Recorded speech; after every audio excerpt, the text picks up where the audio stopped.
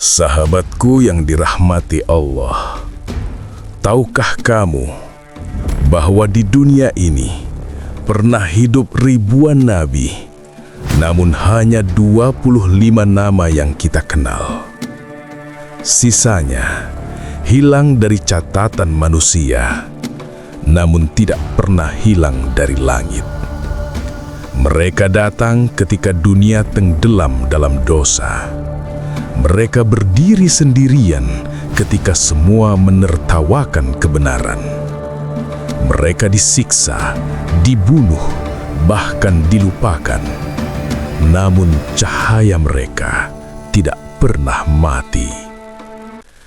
Ada yang lahir sebagai hadiah setelah darah tertumpah. Ada yang memimpin kaum tersesat selama 40 tahun. Ada yang tertidur 100 tahun lalu bangkit kembali. Ada yang dilempar ke sumur, diselamatkan oleh seorang budak. Ada yang dibunuh berkali-kali lalu dihidupkan lagi. Ada yang melihat ribuan mayat bangkit serentak. Semua itu bukan dongeng. Itu adalah tanda kekuasaan Allah. Dan sekarang, pertanyaannya bukan lagi tentang mereka, tetapi tentang kita. Jika Allah mampu menghidupkan tulang yang hancur, maka mengapa kita merasa hati kita tak bisa hidup kembali? Jika kisah ini membuat dadamu bergetar, jika ada air mata yang hampir jatuh, jangan pergi. Karena mungkin ini adalah panggilan Allah untukmu. Ajakan aksi. Tulis di komentar, "Aku ingin kembali." Like video ini jika hatimu tersentuh. Subscribe Manisnya Pahala agar kita berjalan bersama menuju cahaya Allah. Assalamualaikum warahmatullahi wabarakatuh. Sahabatku yang dirahmati Allah, tenangkanlah hatimu sejenak. Tarik nafas dalam-dalam. Pejamkan mata. Bayangkan betapa luasnya langit, betapa panjangnya waktu, betapa banyak jiwa yang pernah hidup di bumi ini. Di antara miliaran manusia, Allah tidak pernah membiarkan dunia berjalan tanpa petunjuk. Dia tidak pernah meninggalkan umatnya sendirian.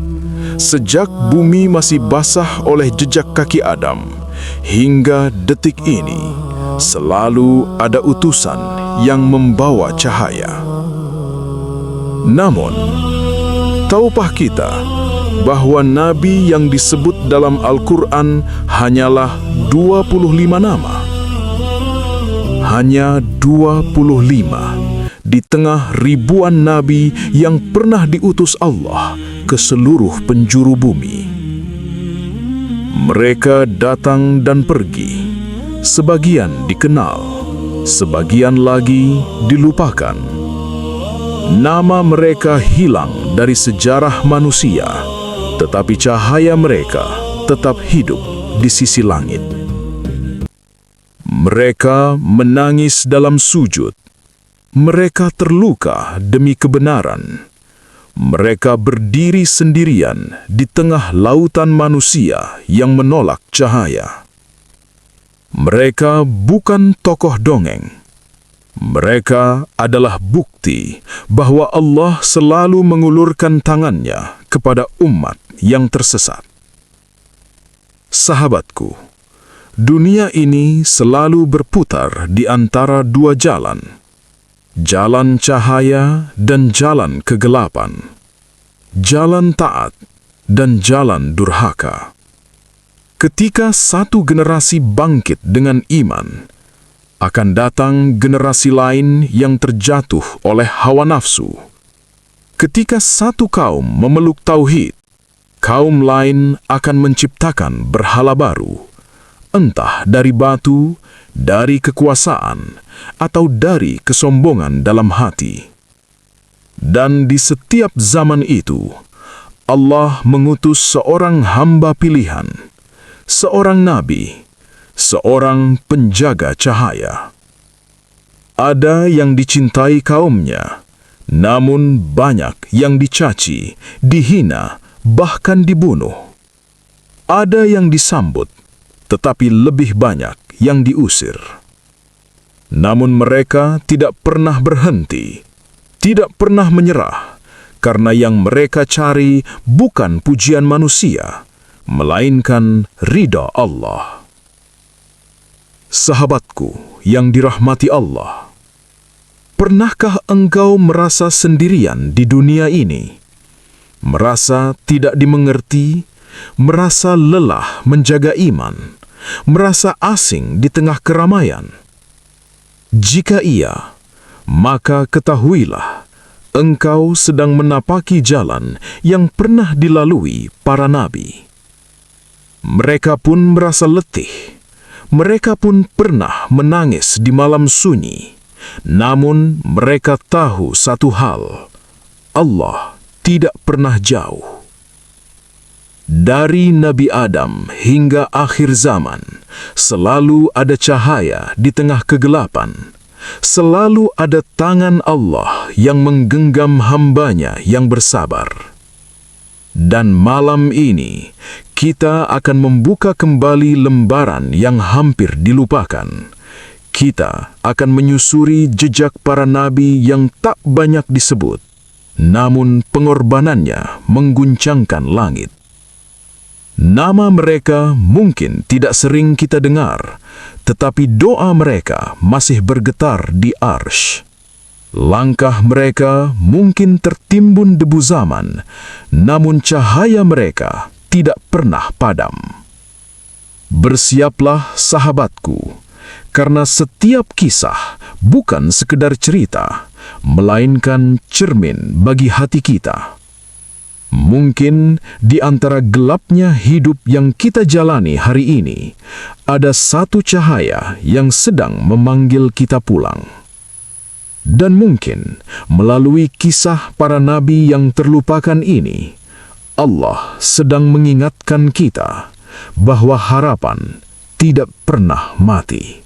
Dan dari cahaya yang kita sebut di akhir tadi, kita melangkah lebih jauh ke masa paling awal, ke saat bumi masih menyimpan luka pertamanya. Saat itu, langit menyaksikan darah pertama yang tertumpah. Habil terbunuh oleh saudaranya sendiri.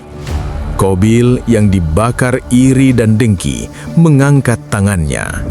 Dan sejarah manusia pun berubah selamanya.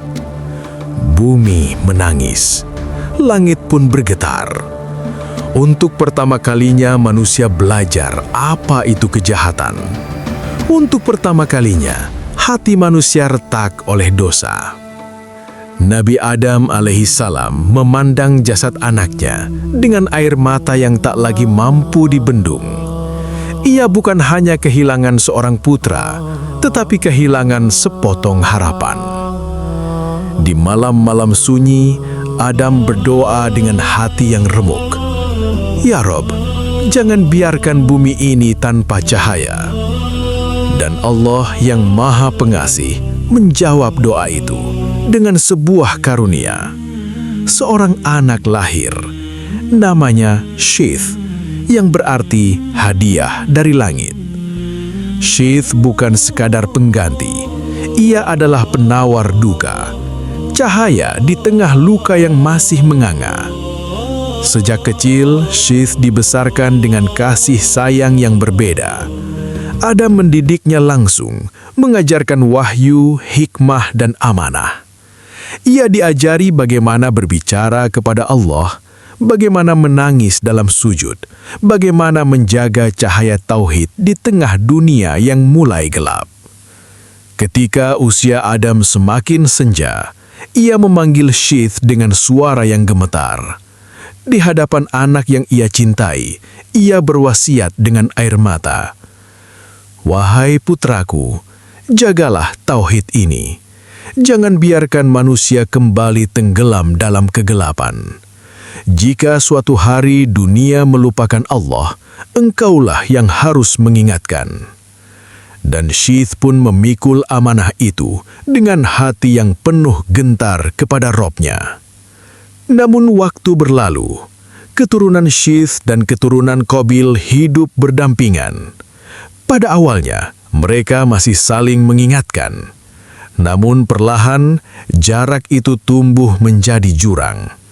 Keturunan Qabil mulai menciptakan hiburan. Mereka memukul alat musik, menari, bernyanyi, membuat manusia lupa akan langit. Iblis tidak datang dengan pedang. Ia datang dengan nada, dengan kesenangan, dengan kelalaian kecil yang terasa indah. Dan sedikit demi sedikit, manusia mulai mencintai dunia lebih dari mengingat Allah. Keturunan Syith pun tergoda. Awalnya hanya mendengar, lalu mendekat, lalu ikut menikmati, dan tanpa mereka sadari, cahaya dalam hati mulai redup. Syith menangis melihat umatnya. Ia menyeru dengan lembut, mengingatkan dengan sabar, mengajak kembali kepada Allah. Ia adalah penjaga iman pertama setelah Adam, bukan dengan kekerasan, tetapi dengan kesabaran, bukan dengan ancaman, tetapi dengan air mata dan doa. Sahabatku, dari kisah ini kita belajar satu hal yang sangat dalam. Dunia tidak hancur karena dosa besar. Ia hancur karena kelalaian kecil yang dibiarkan. Hari ini, kita pun sama. Bukan karena kita ingin sesat, tetapi karena kita terlalu nyaman untuk waspada. Semoga Allah menjaga hati kita, sebagaimana Dia menjaga Syith di tengah duka dan godaan. Dan dari kelalaian kecil yang dibiarkan itu, kita melangkah ke zaman yang lain. Ke masa ketika sebuah kaum berjalan jauh, namun hati mereka masih tertinggal di masa lalu. Nabi Musa alaihi salam memimpin Bani Israel keluar dari perbudakan. Mereka melihat laut terbelah. Mereka menyaksikan tongkat berubah menjadi ular. Mereka makan dari langit, minum dari batu. Namun, ketika diperintahkan untuk memasuki tanah yang dijanjikan, mereka ragu, mereka takut, mereka memilih mundur. Akibatnya, Allah menghukum mereka. 40 tahun mereka tersesat di padang pasir, berjalan tetapi tidak sampai. Hidup tetapi tanpa tujuan. Di tengah ribuan yang ragu, hanya 2 orang yang tetap beriman.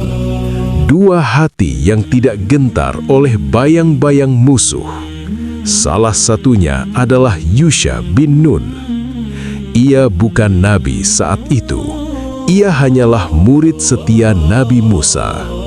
Ia membawa tas gurunya, mengikuti langkahnya, menyimpan setiap nasihat dalam dadanya. Ketika Nabi Musa wafat, langit seakan terdiam. Bani Israel kehilangan pemimpin. Namun, Allah tidak pernah meninggalkan umatnya. Yusha dipilih, bukan karena keturunan, bukan karena kekuatan, tetapi karena imannya yang tak pernah goyah. Ia berdiri di hadapan kaumnya dengan suara yang bergetar namun penuh keyakinan. Jangan takut, jika Allah bersama kita, siapa yang bisa mengalahkan kita? Akhirnya hari itu tiba, hari ketika mereka kembali ke tanah yang dijanjikan. Langit berwarna tembaga, angin membawa debu dan doa. Di hadapan mereka, musuh yang jauh lebih kuat. Pedang beradu, doa terangkat, darah dan air mata bercampur di tanah suci itu. Namun waktu berjalan terlalu cepat. Matahari mulai turun, malam hampir tiba. Dan jika malam datang, pertempuran harus berhenti. Yusha menengadah. Dengan hati yang berserah penuh, ia berdoa kepada Rabb semesta alam. Dan pada saat itu, terjadilah sesuatu yang mengguncangkan langit. Matahari ditahan, ia tidak terbenam. Waktu seolah berhenti, alam tunduk pada perintah Allah demi seorang hamba yang bertawakal.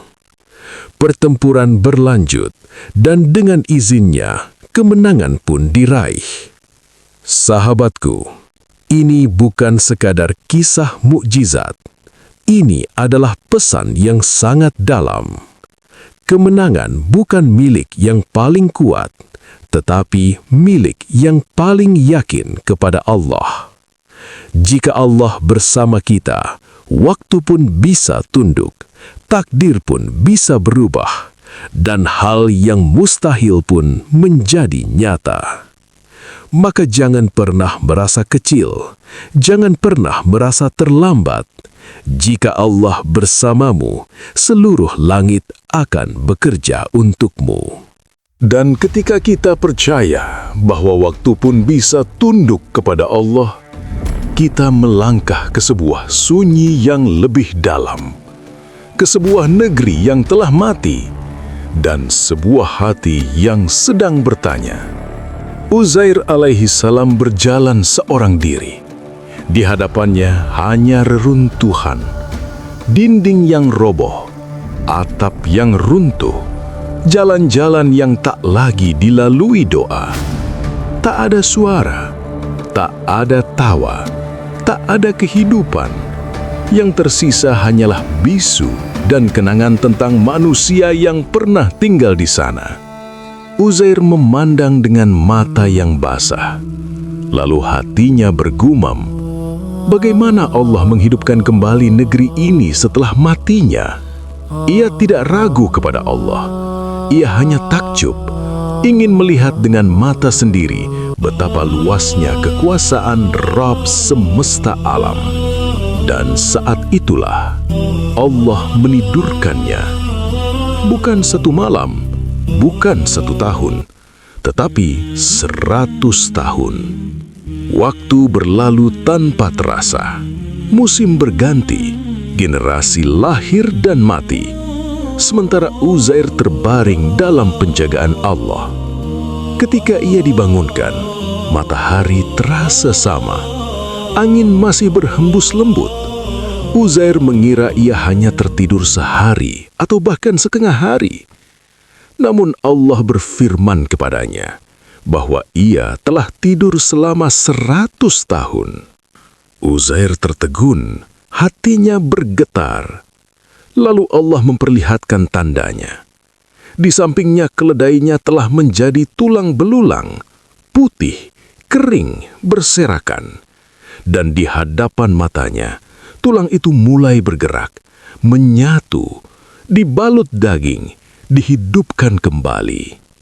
Uzair menangis, bukan karena takut, tetapi karena takjub.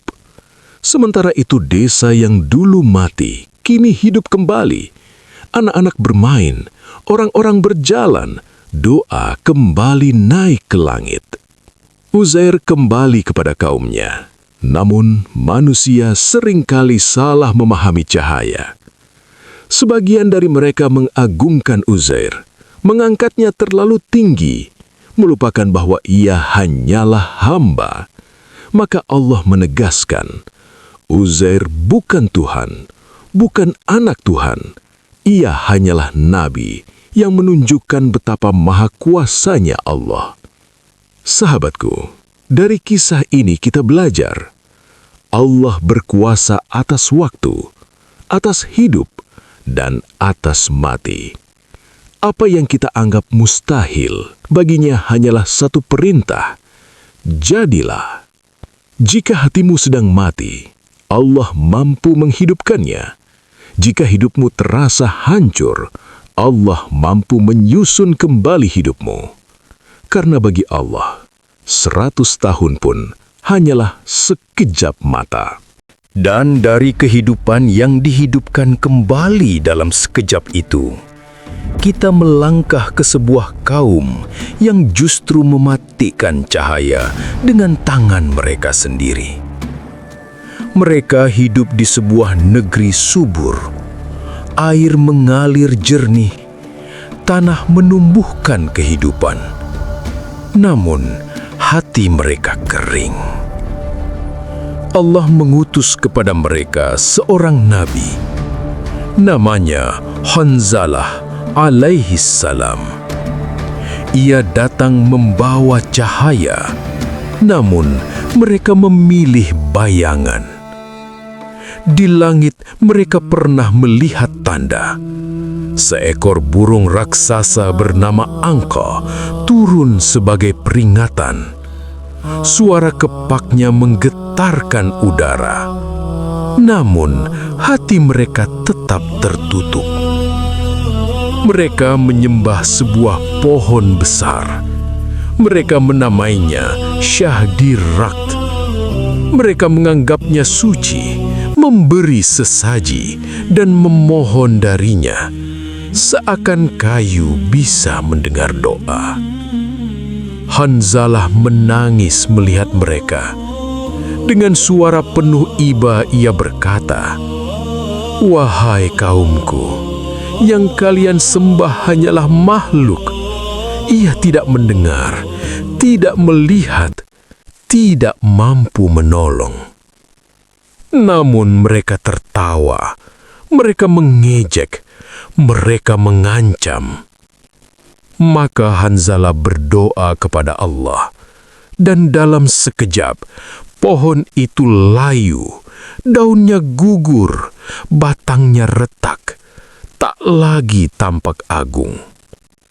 Kaum itu murka, amarah mereka meluap. Mereka menyeret Hanzalah, melemparkannya ke dalam sebuah sumur yang dalam, gelap, dingin, sunyi. Mereka meninggalkannya untuk mati. Namun Allah tidak pernah meninggalkan hambanya. Seorang budak hitam yang hatinya bersih oleh iman datang diam-diam setiap malam. Ia menurunkan makanan, memberi minum, menjaga kehidupan sang nabi dengan cinta kepada Allah. Hari demi hari berlalu, kaum itu tetap dalam kesesatan, hingga azab turun tanpa bisa ditahan. Tanah bergetar, langit menghitam, dan mereka menjadi batu hitam. Kaku, membisu, tak tersisa kecuali peringatan bagi dunia. Dan budak hitam itu, yang tak dikenal namanya, yang tak dipuji manusia, menjadi manusia pertama yang masuk surga dari kaum itu. Sahabatku, betapa sering kita menilai seseorang dari rupa dan kedudukan. Namun Allah menilai dari hati. Dari kisah ini kita belajar, kemurnian iman lebih berharga dari 1000 ibadah. Bukan banyaknya amal, tetapi ketulusannya. Bukan kemegahan, tetapi keikhlasan. Semoga Allah menjaga iman kita, agar tidak tergantikan oleh apapun selain Dia. Dan setelah kita melihat bagaimana iman yang tulus diselamatkan Allah, kita melangkah ke kisah yang lebih menggetarkan. Kisah tentang tubuh yang hancur, namun ruh yang tak pernah bisa ditundukkan. Di sebuah negeri yang dikuasai Raja Zalim bernama Darian, berdirilah seorang nabi dengan hati yang kokoh, Jirjis alaihi salam. Ia menyeru kepada tauhid, mengajak raja dan rakyatnya meninggalkan berhala. Namun Darian menertawakannya, amarahnya menyala. Jirjis ditangkap, disiksa, dipukul, dibakar. Tubuhnya hancur, namun Allah menghidupkannya kembali. Ia berdiri lagi, menyeru lagi, dan kembali disiksa. Ini terjadi bukan sekali, bukan 2 kali, tetapi berkali-kali. Setiap kali Jirjis bangkit, iman manusia diuji, dan setiap kali ia dibunuh, Allah menunjukkan bahwa hidup dan mati hanyalah miliknya. Istri raja menyaksikan semua itu. Hatinya tersentuh.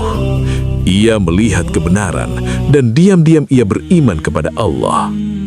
Berhala-berhala yang mereka agungkan akhirnya ditelan bumi. Tak tersisa apapun selain kehinaan. Dan Darian pun binasa bersama kekuasaannya yang semu. Lalu kita melangkah ke nabi yang lain, Hizkil alaihi salam. Di zamannya, wabah besar melanda. Ribuan manusia mati. Kota-kota menjadi kuburan terbuka. Suatu hari, Hizkil melewati sebuah lembah, dipenuhi tulang belulang, tak terhitung jumlahnya. Ia memandang dan berdoa, "Ya Rabb, bagaimana Engkau menghidupkan kembali mereka?" Dan Allah menjawab, bukan dengan kata, tetapi dengan peristiwa. Tulang-tulang itu bergerak, menyatu, dibalut daging, dan dengan izinnya mereka hidup kembali. Ribuan manusia bangkit serentak, menangis, bertasbih, mengakui kebesaran Allah. Sahabatku, dari 2 kisah ini kita belajar, tidak ada yang mustahil bagi Allah. Jika Dia menghendaki, yang mati bisa hidup, yang hancur bisa pulih, yang putus bisa tersambung kembali. Maka, jangan pernah putus asa. Selama Allah ada di sisimu, harapan akan selalu hidup.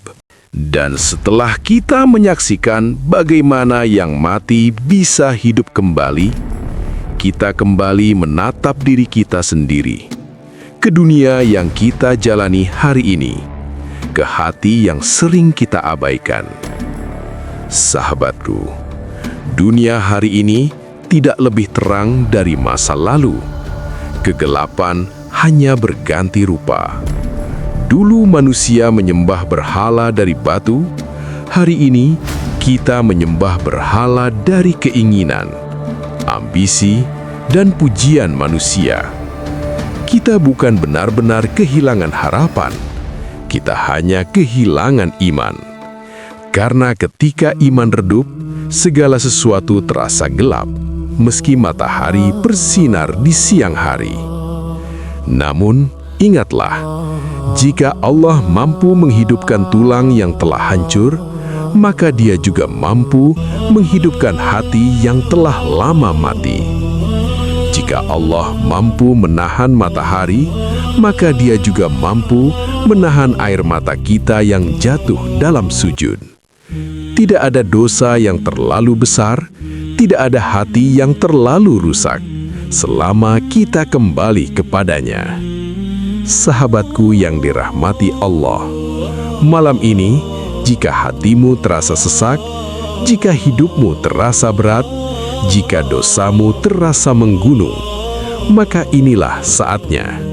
Saat untuk berhenti sejenak, menundukkan kepala dan berkata dengan jujur kepada Rabb kita, "Ya Allah, aku lelah berjalan tanpamu. Aku ingin kembali." Biarkan air mata mengalir, biarkan dada terasa lapang, karena Allah tidak pernah menolak hamba yang datang dengan hati yang hancur.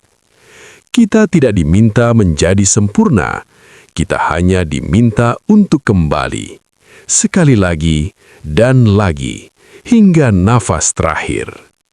Sahabatku, jika kisah ini menyentuh hatimu, jika ada getaran di dadamu, jika ada rindu yang terbangun kepada Allah, tuliskan di kolom komentar, "Aku ingin kembali." Agar kita saling menguatkan, agar kita tahu bahwa kita tidak sendiri dalam perjalanan ini. Dan jangan lupa like video ini, subscribe channel Manisnya Pahala agar kita bisa berjalan bersama menuju cahaya Allah. Mari jadikan channel ini sebagai tempat pulang bagi hati yang lelah, sebagai cahaya kecil di tengah gelapnya dunia. Semoga Allah mengampuni dosa-dosa kita, menguatkan iman kita, dan mengumpulkan kita di surganya kelak. Wassalamualaikum warahmatullahi wabarakatuh.